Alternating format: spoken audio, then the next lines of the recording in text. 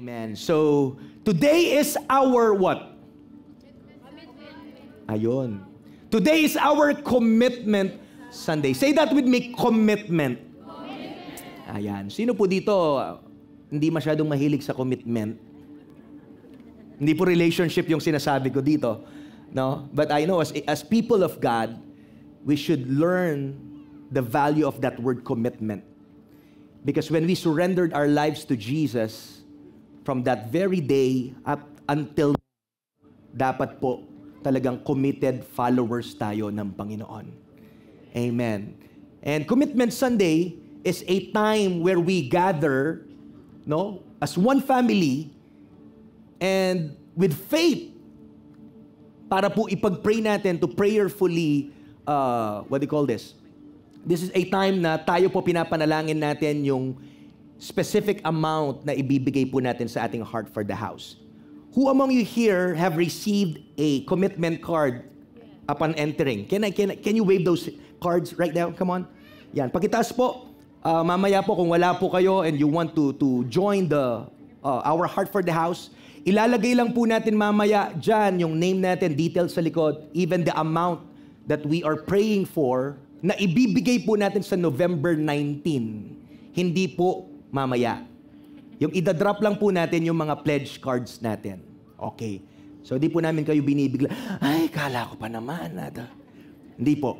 Yung amount lang na iipunin natin hanggang November 19. Okay po? So, let's go to the Word of God. I want to do this very short. We will do something special mamaya po.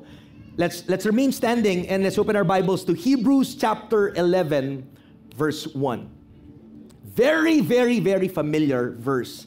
At yung iba kahit po nakapikit ay alam nyo to. Hebrews 11:1, can we read it all sabay-sabay as loud as we can? 1, 2, 3, go. Come on. Now faith is the assurance of things hoped for, the conviction of things not seen. Minsan pa po. Now faith, the conviction of things not seen. Pinagpala na po yung salita ng Panginoon. Palakpakan po natin si Lord. Makakaupo na po ang bawat isa sa atin. Amen and amen. Magandang umaga, The Rock City Church. Amen. Hallelujah. Balita ko po, nakapasok na si Bagyong Goring. Tama po ba? No? Kaya pala maulan-ulan na. But nonetheless po, ay naniniwala ko na ang mga taga-The Rock ay weatherproof na Kristiyano. Wow! Meron po din mga weatherproof? Bumagyo, umulan, umaraw, may problema, wala, hindi pa rin magpapatigil sa pagsamba sa Panginoon. Come on! Hallelujah! Amen. A little update po regarding po sa akin tatay, no? Baka po yung iba nagtatanong. Sa kaalaman po ng bawat isa, ayun nga po, si Pastor Rod ay na-stroke po days ago. And ngayon po, nasa ICU pa rin po siya. And let's continue to pray for him. Good thing po, si Pastor Rod po ay conscious. No? So may weak part lang po sa, I think, yung left side niya. At we're praying doon sa blood clot niya sa brain na binigyan na po siya ng neuro niya ng mas malakas na gamot. No, let's pray na mawala po yung swelling, malusaw po yung ano na yon, yung clot.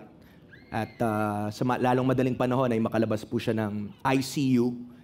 At alam niyo po, ang daming nire-remind ng Panginoon, and I'm here to encourage you. No? Ang Panginoon po, even in the Bible times, He has raised the dead, the deaf, the crippled, lahat po ng klase nakita natin.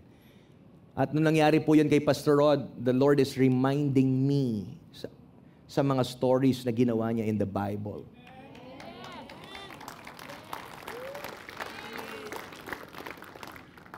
Salamat po sa prayers niyo sa pamilya namin, and we are at peace. We are at peace. Dahil kung ang Panginoon nga po, He parted the sea. Imagine mo yung Panginoon kung nag-iisip ka lang ng mga imposibleng bagay, ang Panginoon, pinadaan niya lang naman yung mga Israelita sa dry ground. Hinati niya lang naman yung dagat. Talking about impossible things. Maliit lang po yan sa Panginoon.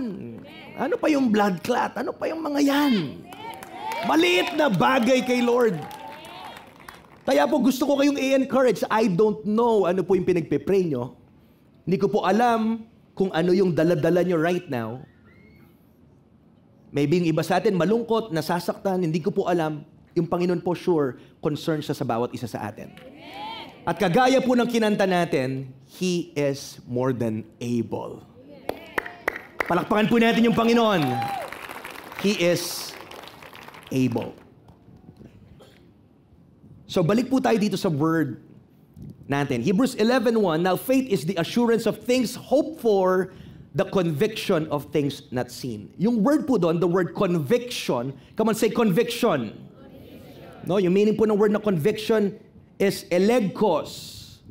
Or sa New King James, yung word po, no, na evidence. Hope is, or faith is the evidence of things not seen. So yung conviction, elegkos, or yung evidence po, yung meaning po niyan ay proof. Come on, say that with me, proof. Ibig sabihin, faith is the proof of things unseen. Pruweba. May mga bagay na hindi ka pa hindi siya present pa in the natural, but dahil meron kang pananampalataya, you are able to see it. You're able to see the invisible because of faith. Tama po ba? And I believe that this is God's word for us for such a time as this. Sa season po ngayon, ito yung po yung word ng Panginoon sa atin. I know this is a very common, very familiar na topic. But I know din po na ito yung topic din na kahit alam na natin, nahihirapan tayong i-apply ito. Kinalakihan mo na to, Hebrews 11:1, memorize mo na to. But there are times sa journey natin, on our spiritual walk sa Panginoon, na nagkukulangan pa rin tayo ng pananampalataya. Tama po ba? And I believe God wants to awaken yung ating pananampalataya. Napaka-importante po. I cannot imagine, gaya po ng sabi kanina sa kanta,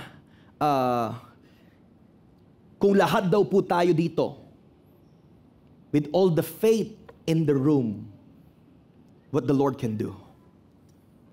Ano kaya ang gagawin ng Panginoon pag tayo po lahat sa kwartong ito ay may matinding pananampalataya? Hello! Amen. Parang inaantok po ata yung iba. Excited po ba kayo sa word? Iba po yung kayang gawin ni Lord pag lahat tayo may pananampalataya. Faith is the proof of things unseen. Also, faith is the confirmation of the existence of invisible things. Invisible, wala pa dyan. Hindi mo pa nakikita. Pero yung pananampalataya mo, alam mo, yun na yung confirmation. Alam niyo po, mapalad po yung mga tao na nakikita na po nila ito kahit wala pa sila. Sinabi rin po ni Jesus yon, no? Mapalad po yung may pananampalataya na kahit hindi mo nakikita sa pisikal, naniniwala ka na. Kasi po, tinatawag tayo ng Panginoon na lumakad ng may pananampalataya.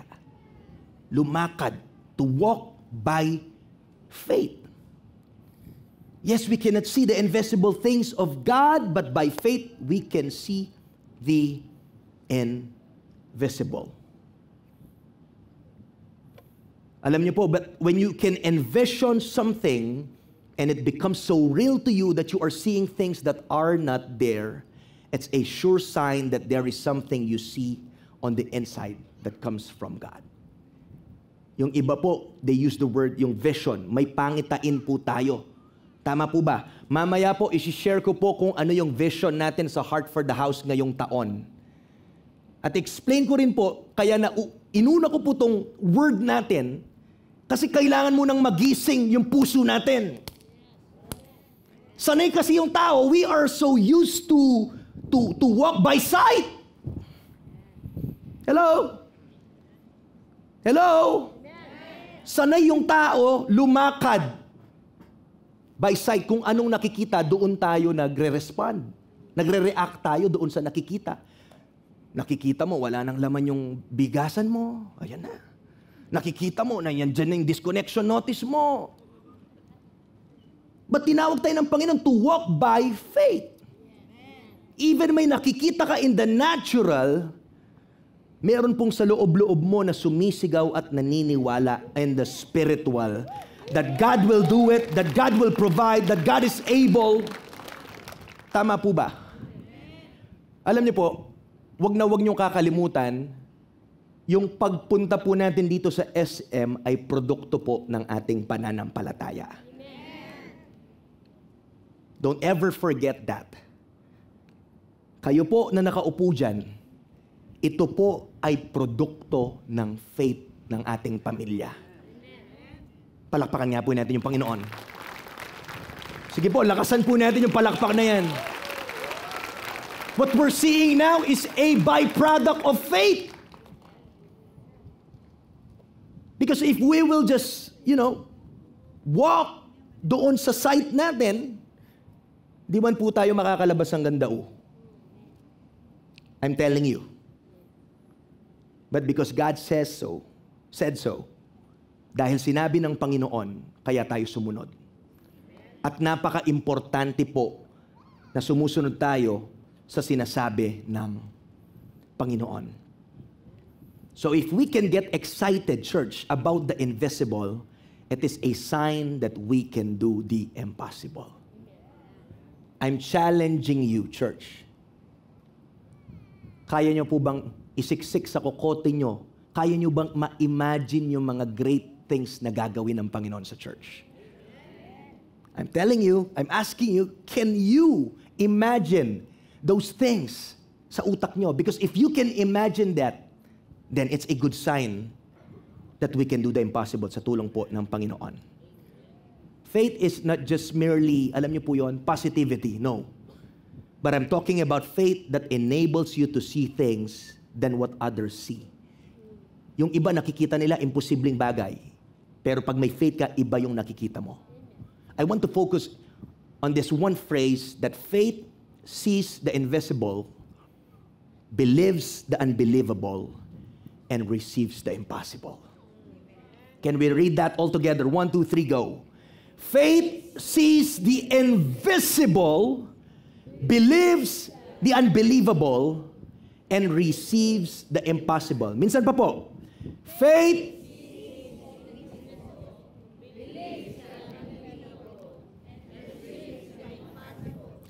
and receives the impossible. Ang dami pong stories sa Bible na makikita natin na sila po ay kinakitaan ng matinding pananampalataya. Huwag na po tayong lumayo. Let's talk about the man after God's own heart. His name is David. In 1 Samuel 17, verse 33 to 49. No? At makikita po natin yung story dito nung si David ay inutusan po na magdala ng pandesal na may cheese whiz sa kanyang mga kapatid. At yung kanyang mga kapatid ay nandoon sa laban kasama ang buong Israelite army. And sabi po ng Bible that for 40 days, itong Philistine army na si Goliath ay walang tigil sa pagsasalita ng mga negatibong bagay at pagbubuli sa Israel army. Doon ka magtataka, paano naatim ng army ng Diyos na pakinggan for 40 days yung mga negatibong bagay? Hinayaan nila na malason ang kanilang kaisipan. Imagine, negative na bagay for 40 days. Eka maturete? Tama? Pero ito pong si David, kadarating niya lang, narinig niya po yung sinasabi ni Goliath, there's something within him na nag-arise. Yung pinagkaiba ni, what's the difference of David from the Israel's army? The difference is what? David had faith. Nung narinig niya po si Goliath na nagsasalita,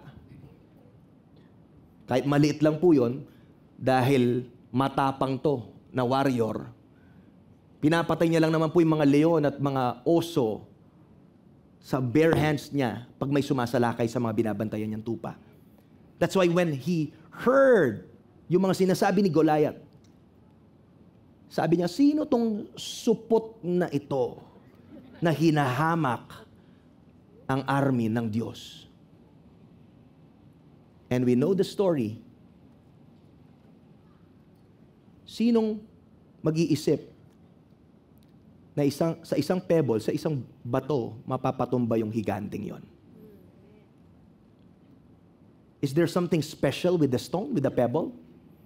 It's just a normal pebble. Pero paano pinabagsak nun? Faith.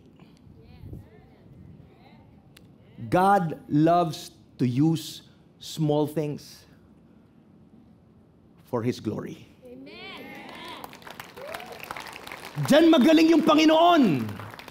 Kasi gusto niya walang ibang maitaas, walang glory, walang pangalan, walang galing kundi siya lamang. Kaya kahit paano mo titignan, isang maliit versus higante na talo sa isang sling, isang bato tumalo sa higante. Doon mo masasabi na ang Diyos po ang kasama ni David. Tama po ba? Yung po yung story ni David. Nandito rin po yung story ni Gideon. Gideon was a man who could see the invisible. You can see the story of Gideon sa Judges 7. No? Ito po yung story when si Gideon po took on the Midianites. Imagine, nag-start po si Gideon na meron po siyang 30,000 na army. At nung lalaban na po sila sa kalaban nila towards the Midianites, sabi ng Panginoon, op, bawasan mo. Marami pa yan. Sa madaling salita, from 30,000 plus, down from 300. Pero yung kalaban po nila, they are thousands. 300 versus thousands. Di mo na kailangan mag-compute, alam mo na sinong mananalo. Kung sa math lang po. Tama po ba? Pero alam niyo po sa verse 9, verse 10, makikita niyo sa Judges 7, na si Gideon po, kahit po isa siyang warrior, siya po ay matatakutin. Sino po dito matatakutin din at times? Tama po. Sabi ng Panginoon kay Gideon, nakikita ko, takot ka, sige, pumunta ka dun sa kampo ng kalaban at pakinggan mo yung pag-uusap nila. So nag-sneak out siya ng gabi doon sa kampo at nung nandun sila sa tent, nakikiramdam siya at nag-uusap po yung dalawa. Na sabi niya, boss, nakapaniginip ako. Meron daw parang loaf of barley na nagtumbling-tumbling sa bundok at nawasak yung kampo natin. At nung narinig po ni Gideon yun, nabuhayan siya ng loob. And it's like yun yung confirmation ng Panginoon na mananalo sila dahil sinasamahan sila ng Diyos. Ang ganda po na gumagamit yung Panginoon like that, like dreams, para po palakasin yung loob po natin. And again, tingnan na naman natin, God does the impossible again. 300 versus thousands of Midianites. Guess who won? It was Gideon. Tama po ba? Because of faith. Another thing, nandito po si Noah. Sino po dito nakakilala kay Noah? Noah. No? How many know that Noah had to have faith? Nangangailangan po siya ng pananampalataya. You can read this in Genesis chapter 6. No? Imagine, God instructed Noah to build an ark. Hindi lang po cutie-cutie na bangka. It's an ark. At imagine, bubuin niya po yung ark sa taas ng bundok. Kung ikaw, gagawin mo kaya yon kung binigyan ka ng instruction ng Panginoon? Pero dahil po narinig po ni Noah ito, sumunod siya sa Panginoon, and everyone must have thought that Noah had lost his mind. Sabi po ng Bible na si Noah was a preacher of righteousness. At gaano po katagal binild ni Noah yung ark? 100 what? 120 years. Listen to this. Tingnan niyo po. Noah was a preacher of righteousness. So from the start na binild niya yung ark, hanggang pong 120 years, yung 120 years ay pagpapakita din po ng grace ng Panginoon sa tao. Na bago nagunaw ang mundo, may 120 years pa, pero hindi nakinig ang tao kay Noah. He was passionate about preaching yung good news. Nakita niyo po yun? 120 years, binuo yung arko na nagsisignify din pala ganun kahaba yung pasensya ng Panginoon. Amen po ba? At kahit ano po ang sabihin ng ibang tao kay Noah, sabihin na baliw, sabihin na wala ka na sa tamang kaisipan mo para gumawa ka ng arko sa taas ng bundok, at anong sinasabi mong ulan at flood? That time po hindi pa nila alam kung ano yung ulan at ano po yung pagbaha dahil wala pa naman po nangyaring ganoon that time. Ano po yung gusto kong makita nyo dito kay Noah about faith? Pag sinasabi ng Panginoon at pinapagawa niya sa atin, focus tayo doon at gawin natin ito. Yun lang po, that's the only voice that we need to listen to. Like Noah, there are a lot of people around us. Maybe some of them are just, bystanders or nag-oobserba. Alam niyo po, sa atin po pinapagawa to ng Panginoon, yung mga vision na sasabihin ko, at sa mga susunod pa po na taon, malaki po ang plano ng Panginoon sa Darak City Church. And ayaw po natin na ma-sidetrack tayo. Na i-entertain kung anong sasabihin ng iba. Katulad ni Noah, kung pinatulan niya po lahat ng mga nagsasabi na itigil niya na yon para siyang baliw, I think hindi mabubuo yung ark. But si Noah po, he was so focused doon sa pinapagawa ng Panginoon. Because he heard it from the Lord, then he obeyed. Ganon din po ang gagawin natin. Regardless kung ilan tayo, from the very start, even po sa Bible times, hindi po tumitingin ang Panginoon sa dami. Actually, lagi niyang ginagamit yung kaunti. Ginagamit niya yung mahina. Ginagamit niya yung walang alam. Para mapahiya yung malakas, mapahiya yung may alam. At para ang pangalan ng Panginoon ang maitaas. Palakpakan po natin yung Panginoon. We need to have that kind of faith. And lastly, nandito po si Abraham, who had the sight to see the impossible things come to pass.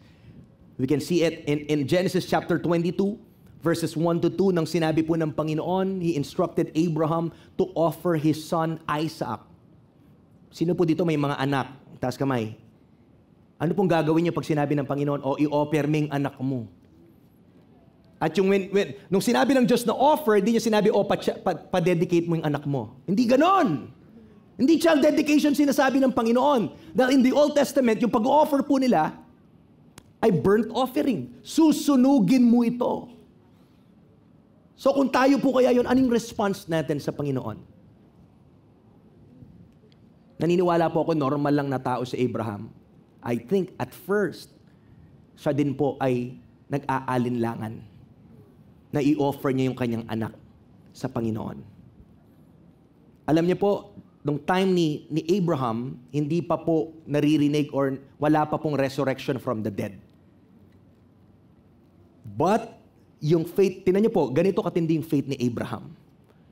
Na kahit po talagang i-offer niya at papatayin niya yung anak niya na si Isaac, still, Abraham believes that God is able to resurrect Isaac. Because Isaac is what? Siya po yung promise ng Panginoon. Na sa pamamagitan ni Abraham ay manggagaling po ang kanyang mga descendants. So he was so sure that even God will ask him to offer talaga literal, naniniwala po siya na ang Panginoon able siya na i-resurrect niya pa rin si Isaac. Tama po ba? So, iyon po yung mga tao na nagpapakita ng kanilang pananampalataya sa Panginoon. And ang ganda po na nandito tayo sa momentum natin, ngayon na nasa SM po tayo, hindi po tayo titigil hanggang dito lang. Mahina po yung pananampalataya ata. Alam niyo po, yung mga kasama dapat naming nanalangin at nandun sa daon, nakita niyo gaano kaliit, wala tayong parking. Ngayon na nandito tayo, dapat po hindi umihina yung pananampalataya natin. Mas lalo tayong nanggigigil ngayon, now that we are here. Come on! Yung paglabas lang po natin dito, merong gustong sabihin yung Panginoon. And He is just starting. Tingnan mo yung katabi mo, left and right, tap them on the shoulder and say, the best is yet to come. Come on, come on. The best is yet to come. The best is yet to come. Sabi ng 1 Corinthians 2 verse 9. Basahin po natin. Come on. That is what? When they say, no eye has seen, no ear has heard, and no mind has imagined what God has prepared for those who love Him. Sino po dito nagmamahal sa Panginoon? Taas kamay. Kung tayo nagmamahal sa Panginoon, sabi ng Panginoon, sige, wag niyong bitawan, come on. Sabi ng Panginoon, hindi niyo pa nai-imagine, hindi niyo pa nakikita, wala pang tenga yung nakakarinig, ano yung kayang gawin ng Panginoon sa lahat ng nagmamahal sa Kanya. Palakpakan po natin yung Panginoon. What we're seeing now is nothing short but a miracle. But the good news is, hindi pa tapos si Lord. Nagsisimula pa lang po siya. Church, when we operate in the natural realm, we can allow doubt and unbelief to enter, but when we are in the Spirit, we allow faith to enter in. Kaya nga po nire-remind tayo to walk by faith. Huwag kang titingin sa natural, sa physical. Dahil kadalasan po, dun pumapasok yung pagdududa. Ay, kaya? Di ko po alam, meron ba dito nagduda yung nasa dao pa lang tayo?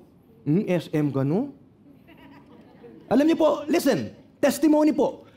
Bago po tayo nilabas ng Panginoon sa dao, honestly, hindi man po tayo napupuno doon sa sanctuary. Sino pong witness nun? Hindi ko alam, yung iba, hindi na nagsimba, yung iba, tinamad na, simula ng pandemic, online na lamo. May nga takutan no retang Kristiyano, puro nala online. Marami po sa members natin. Simula pandemic, talaga nag-decline po yung attendance natin. Hindi lang naman po sa atin, karamihan ng mga churches. Pero po bago tayo talaga nilabas ng Panginoon sa daw ang onti natin, at kung titingin ka sa natural, if you will just look at the what's happening on the church during that time, hindi mo man maaatim na isipin na lalabas tayo. But we have faith. We have faith to see the invisible. Nakita natin, na-imagine natin, nalilipat tayo ng Panginoon sa mas malaking lugar. Hindi lang natin na-imagine. But years and years ago, God gave me a word. Someone prayed for me and God has given me a word na sabi ng Panginoon, tandaan mo yung sasabihin ko sa iyo, makinig ka na maayos, sabi ni Lord, na pag oras na kahit anong bilang nyo, ready kayo or hindi, lalabas kayo, sabi ng Panginoon.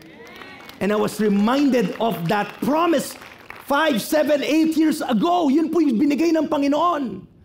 And now, nandito po tayo. Ini-enjoy natin yung favor ng Panginoon.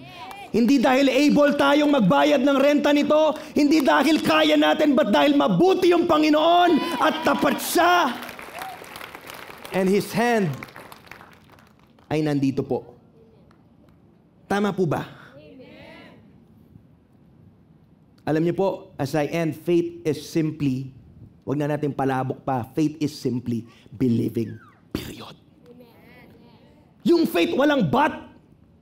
Pag sinabing pananampalataya, walang pero. Walang gustong sumunod, pero kasi, ang dali lang. Hindi po yung faith yon. Yung faith po, readyng maniwala pag sinabi ng Panginoon. If we believe, we have faith. If we doubt, that is fear. Tama po ba? Faith sees again the invisible. It believes the unbelievable. Ano pa po kaya yung mga invisible na bagay na ipapakita ng Panginoon sa atin?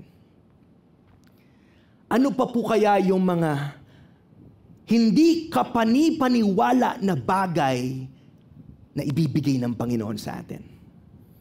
Ano pa po kaya yung mga imposibleng bagay na ibibigay ng Panginoon sa atin? Look at this, church. Doubt sees the obstacles, but faith sees the way. Yung pagdududa, nakikita niya, ay, ayan. Kunyaring pagdududa, nung nasa dao tayo, maliit yung church, walang park. Hindi, wala tayong pera. Hindi, paano tayo lalabas? Anong gamit natin? Ayan po, kung bibilangin mo yung mga imposibleng bagay, marami kang malilista. Pero hindi tayo tinawag ni Lord para magtingnan kung ano yung mga obstacles, ano yung mga kulang. Kaya po yung faith natin, it sees the way. All we need to do is to say yes. Period. Wala na. Period. Yun lang po. Also, doubt sees the darkest night. Faith sees the day. Nasa madilim ka man ngayon na parte ng buhay mo, kapatid. Pero kung ikaw ay may pananampalataya, nakikita mo agad na sa bandang dulo, merong liwanag. Palakpakan po natin ang Panginoon. Lalo na kung yung apelido mo ay liwanag. Dapat lagi kang may pag-asa. Punong-puno ka ng pag-asa. Doubt dreads to take a step. Pag nagdududa ka, may pagdududa. Magdadalong isip ka, mag-take ng step. But faith soars on high. And lastly, yung doubt po questions who believes. But faith answers, I. Come on, say, I believe. Come on, can we declare that? I believe. Come on, I believe. I believe. I believe. I believe. Come on, palakpakan po natin yung Panginoon. So church, what are you trusting God for today? What do you see that God has made you see for the future?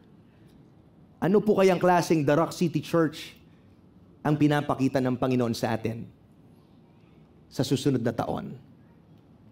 Again, the only thing that God is calling us to do is to only believe. When the Red Sea was parted, hindi po pinakita gaano katindi si Moses. Hindi matindi yung kanyang staff. No. Sumunod lang siya sa Panginoon, sabi ng Panginoon. Lahat ng miracles, bakit nagawa nilang kahindik-hindik na bagay? Sumunod lang sila. Kaya hindi po komplikading faith. Sumunod lang po tayo.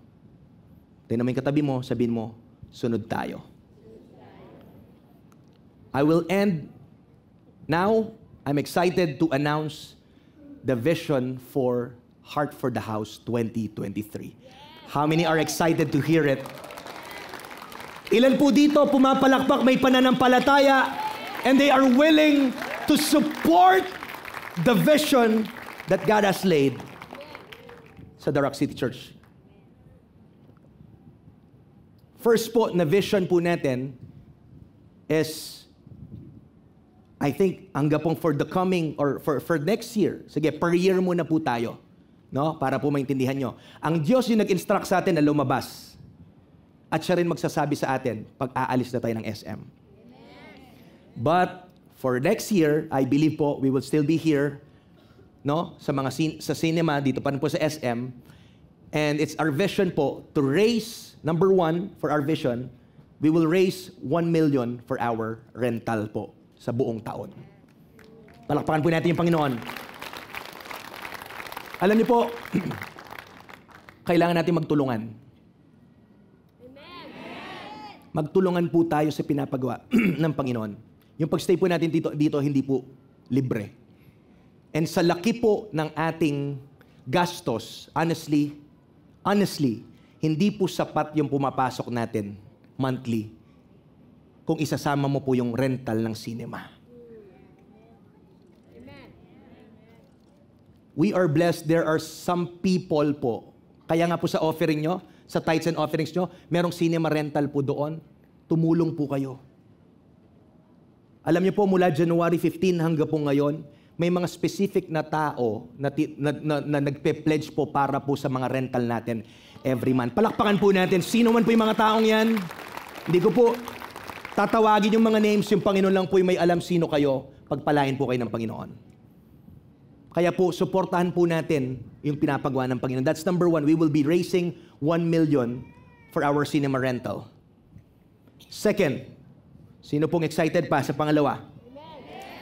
Second po, God is putting this on my heart to add more staff para po sa bagong taon. Simula po na lumabas po tayo dito, ang ating pong bilang ay nagdoble, nagtriple.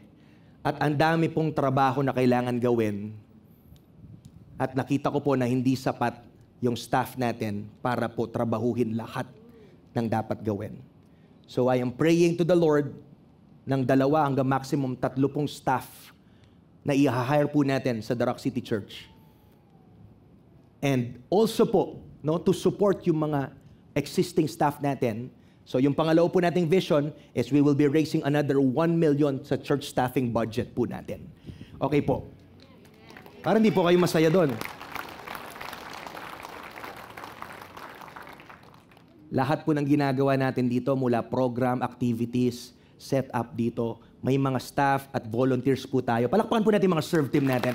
Alam niyo po, every Sunday po sineset up tong mga to para po sa kaalaman nyo. Every Sunday. And we're blessed that we have the best serve team. One more time, palakpakan po natin mga serve team natin. Hallelujah. May nabasa po ako na sabi niya, the size of your dream depends on the size of your team. So kung malaki po yung ating pangarap at yung team natin ay maliit, hindi natin kayang abutin yung pangarap na yon.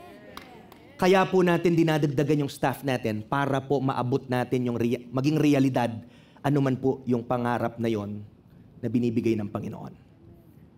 Palakpakan niya po natin si Lord.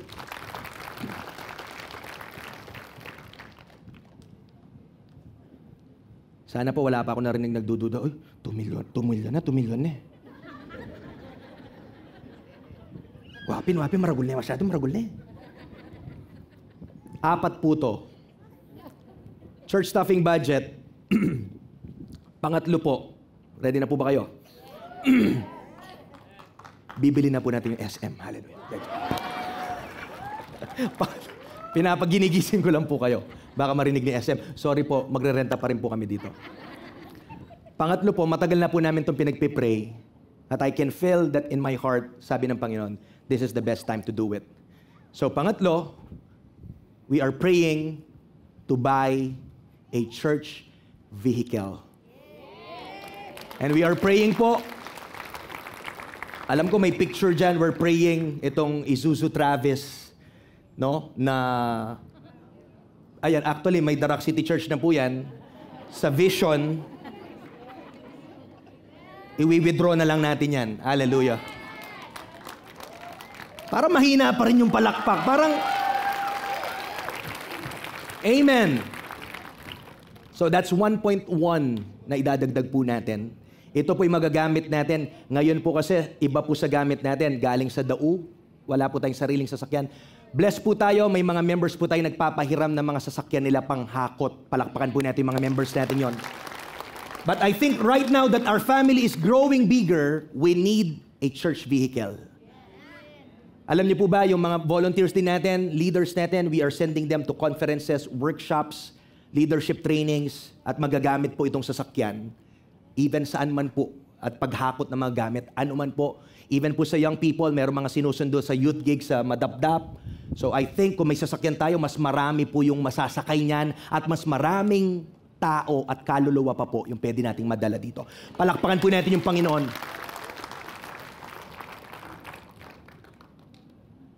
$3.1 eh.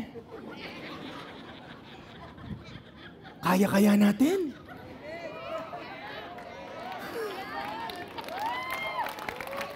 Yung iba, palakpak nervous eh. Are you ready for the last part? Parang hindi excited yung iba, parang namamawis. Kanina malamig eh. Parang ngayon namamawis sila. Number 4, the fourth vision po ng ating Heart for the House, starting this year. Ay! Starting po ngayon ito, ibig sabihin gagawin na po natin to every year.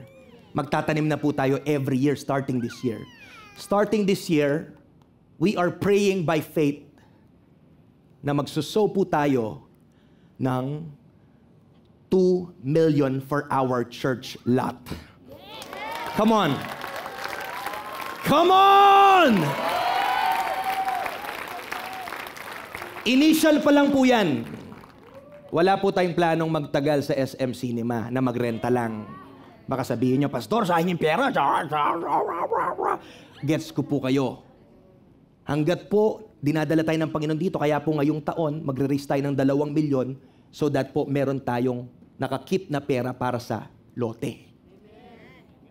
Samahan nyo po kami manalangin na naghahanap po tayo ng lote para papagtayuan po natin ng ating pangarap na church. Malakas po na palakpak if you have faith. Come on! Maliit lang po yan. So, we have this faith. Ito po yung pinakamalaking Heart for the House na amount na nire-raise natin sa buong Heart for the House natin, no, for the past years.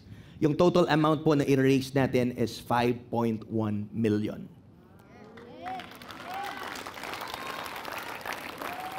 Listen, we are encouraging you to take part.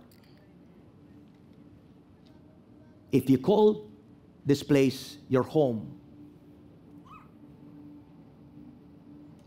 I pray po, himukin ng Panginoon yung puso ng bawat isa sa atin to take part, na mag-sow ng seed.